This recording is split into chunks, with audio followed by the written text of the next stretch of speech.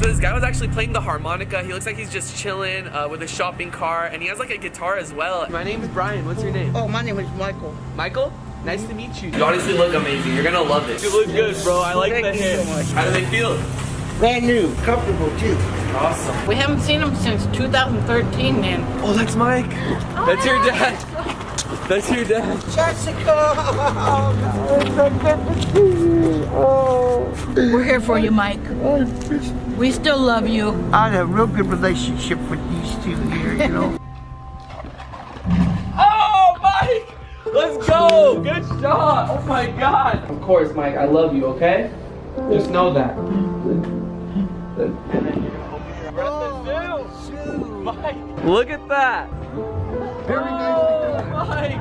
What is up, guys? Welcome back to a brand new video. As you can see by the title, I am finally going to be answering questions about Mike. And yes, we are going to be seeing him towards the end of the video, but I did want to talk about everything. There's so much about this whole Mike situation that you guys have all been wondering about, and there are reasons why I haven't been talking about Mike. For those that are new to my YouTube channel, Mike is a homeless man that I've helped out a lot in the past, and I used to put him on my YouTube channel a lot, and then I randomly just completely stopped, and I'm gonna explain why in a second. But basically just want to let you guys know Mike is okay. Mike is doing good, especially with everything going on in the world. I have people that go check on him all the time. I go check on him when I'm free, and we send him little care packages, and we still care for Mike a lot. I made probably around 5 or 6 videos with Mike. You guys all love them, and you guys already know the message that I send with those videos is to spread positivity, to help those in need, whether it's just giving them $1, giving them a burger, giving them anything. There's a lot of people in need out there, and I use my platform because I have a powerful voice, and I want to use it for situations like this. And you know, I'm never a negative person. I don't like spreading negativity. I don't like having that energy. I just want to do good in this world and inspire younger people that watch my videos. After a few videos that I made with Mike, I would read a lot of comments, and there was just a ton of people just saying that I'm doing it for views, I'm doing it to make money, I'm doing it for this, I'm doing it for that. And it sucks because in general, I did that out of my heart. Like, I love helping the homeless. Ever since I was a kid, I used to help the homeless, and now that I have a big platform to like spread that message and show people that there's still positivity in this world, I recorded myself doing it. Is he doing it because he wants to, or is he doing it for the views? And that is a very respectable opinion. I totally understand where people come from when they talk about stuff like that, and people say don't record good deeds. Like, I totally understand both sides. After that, I kind of sat back and thought about everything, and I personally thought to myself that it was kind of disrespectful walking up to a homeless man with a camera. Even though Mike is a very lovely guy, he's very genuine, humble, and he loved being on camera. I usually would ask him, are you sure you want this on the internet? I would always tell him how nice you guys are to him and how many comments he gets, how much love he gets, and he was so happy. Like, he loved this. But if there's one piece of advice I could give you guys that I learned throughout this whole YouTube thing, is that no matter how nice you are, how giving you are, how positive you are, not everybody is going to like you, and that's okay. It's important to stay true to yourself and not change just because some people don't like you. When I first started getting a lot of hate, I would try to adapt to the haters and say, okay, they don't like me doing this, let me change who I am. And it felt so wrong. I used to try to change my personality, change who I am to please those 5% of haters, opposed to the 95% of supporters that love me for who I am. I tried changing for those 5%, which is wrong. But anyways, that is why I'm making this video, because I saw a lot of people like speculate things about Mike, like, oh, Rug only used him for views, money, Rug only did this, and did Rug really reunite Mike with his real family, or were those actors? Like, people try to speculate. No matter how much good you do in this world, nobody wants to believe it. People will try to find the littlest thing. They'll be like, no, this is too good, this is too positive for the world. The world is supposed to be bad, right? Like, no, this guy, there's something about him. Go help someone out then. Like, instead of sitting there looking at what I'm doing and I'm helping people out, you go do something. Like, what are you doing? I want you all to know that every video that I made with Mike is demonetized, and if you click on one of them and they have an ad, that means it's copyrighted. The owner of that song claimed the video, so they're making money off the video. So if you do see an ad on one of those videos, the money is not going to me. Long story short, I met Mike, I gave him a makeover, I actually fell in love with his personality. This man is very, very humble, genuine, and you guys could see it through the videos. Basically, I kept you guys in the loop with everything. I would go visit him on occasion, a lot of times off camera too, which people just don't understand. Like, I don't even want to get into it because I don't have to explain myself, but like, I just feel like I should in this video. But like, I've donated over 20 grand to homeless shelters. I've done so much for Mike. I've done so much for more than just Mike, like other homeless people people and other people in need, and that's just who I am. But basically this whole series of me like helping Mike was supposed to lead up to us buying him a home. When the time came, we were trying to find Mike a home, and we wanted him to be safe. We wanted someone to watch him. So we found a program that we wanted to put Mike in, which he's monitored by someone, but he's living in an apartment. Sadly, Mike was just not interested at all. Like, he said he doesn't want to live in an apartment. He wants to stay with his friends out on the streets. And you know, like, at first I was shocked, but I think he's been homeless for about 20 years now. So I feel like he's adapted to that lifestyle, and it would be hard for him to get out of it. And I know it might sound crazy, but you know, me and Clint, my cousin Clint, who helped me throughout this whole journey, he helped me meet Mike, and Clint actually gives him care packages to this day. Clint and I were just shocked, but after many times of asking him and like trying to confirm with him, like, are you sure you don't want to do this? Like, he confirmed with us many times that he wanted to stay homeless and he wanted to stay on the streets. So we're not going to force him into an apartment because we wanted to make a video like, yo, we gave Mike a home. If he's happy where he is, we're going to leave him there, but still check on him and make sure he's safe, because you know, his safety is our #1 concern. So now that I got that off my chest, I hope you guys understand that everything that I did for Mike was out of the kindness of my heart and never for the YouTube views, YouTube money, none of that stuff. Going forward, I mean, personally, again, I think it's disrespectful to walk up to a homeless man with a camera. I just learned that, you know, I was young when I did these videos. I was like 19 or 20, and like, I did it because I wanted to spread the message across my big platform, and I have a very powerful voice to my audience. And you know, I meet a lot of fans in public that tell me like my videos inspire them and it makes them happy and it makes them positive, and it literally puts a smile on my face, because that's the whole point. That is the whole point of my videos. I don't make videos to like bash people or to like talk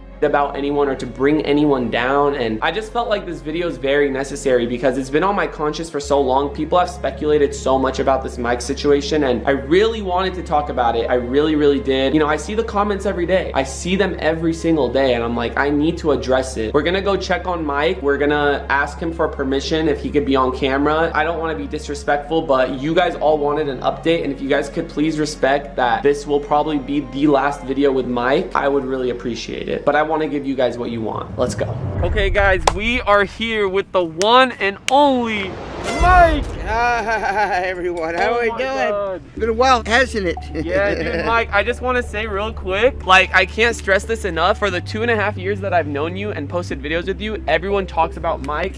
They love you more than me, so that's saying something about your personality. You guys already know Mike is one of the most loving and humble people in the entire world. Like, his personality is lovable. That's why I fell in love with him when I first met him. But Mike, people want to know, how have you been? What have you been up to? And you know, I talked to them and told them how I have Clint who checks up on you and sends you care packages and stuff like that. So they want to hear from you. I've been doing fine. I've been making my ponchos. I made this one, and I was going to go into wallet making.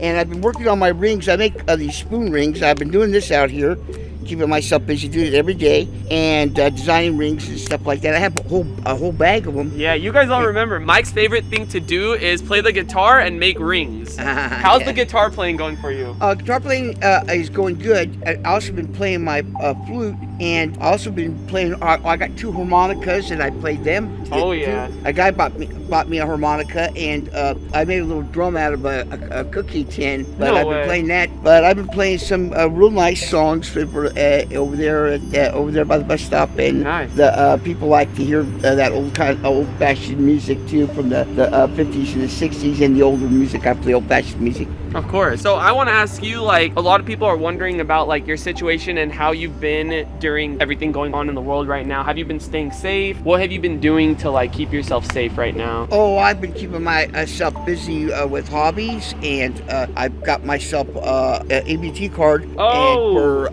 keeping myself fed, and I keep myself fit by trying to do my walking that I do. Yes. And then keep myself occupied. So Mike and I were talking off camera too, and he told me that he got his EBT card. He gets money put on that card every month from the government, and he's been keeping himself fed, which is amazing. I just want to give like, I'm really happy because Mike is starting to get back on his feet. He's working on getting a California ID, and he's gonna get himself back out there, and that is exactly what we wanted, Mike. Like, we're so happy for you because the type of person you are, you're not a quitter. Like, you always wanted to do stuff. You always wanted to make your friends happy on the street. When we had that barbecue, remember? Like, oh yeah, that was great. That was great to be all together like that too. Yeah. And I've been doing pretty good. There has been some losses out here.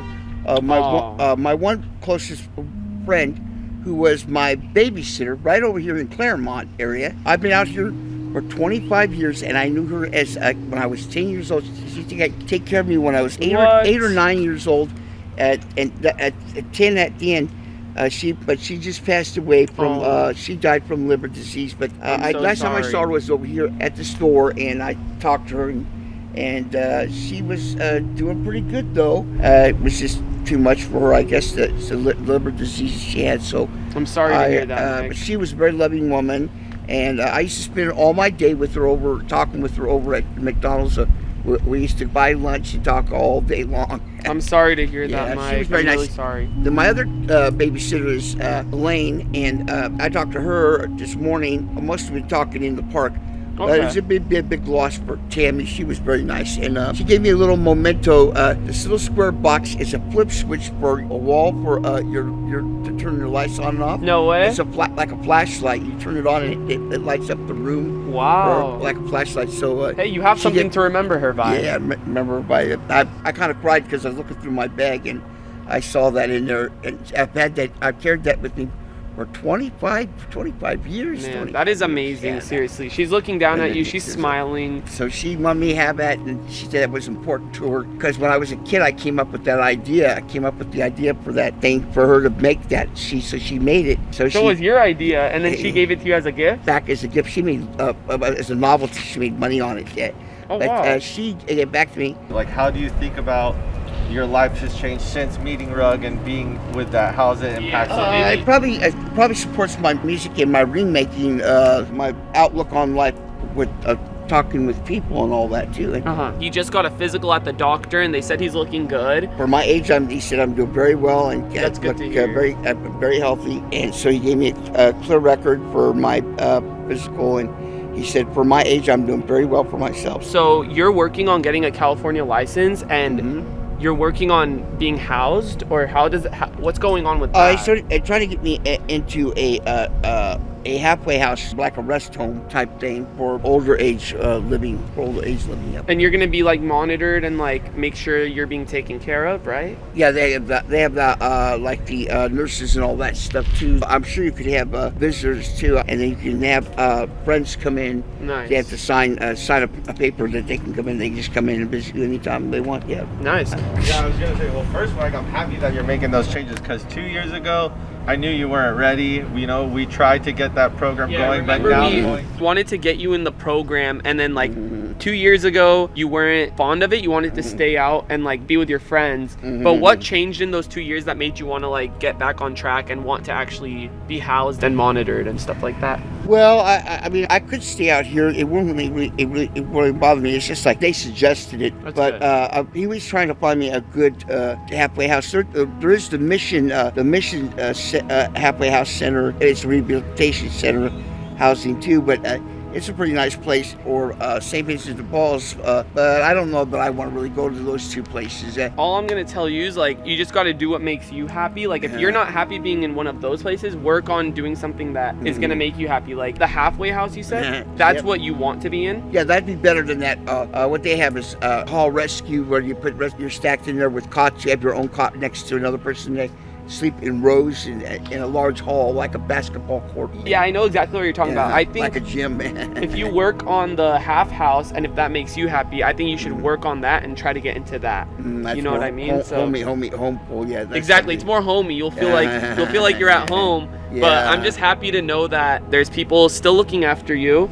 I'm always here for you no matter what. You know, Clint works right here across the street from where you usually stay. And every time I tell him to check on you, give you some water, care packages. So hopefully you've been enjoying those. And going forward, if you want to say anything to my fans, they all worry about you. And like, you know, I worry about you a lot. But do you have any message to the Rugrats out there? I think I'm doing very good for myself.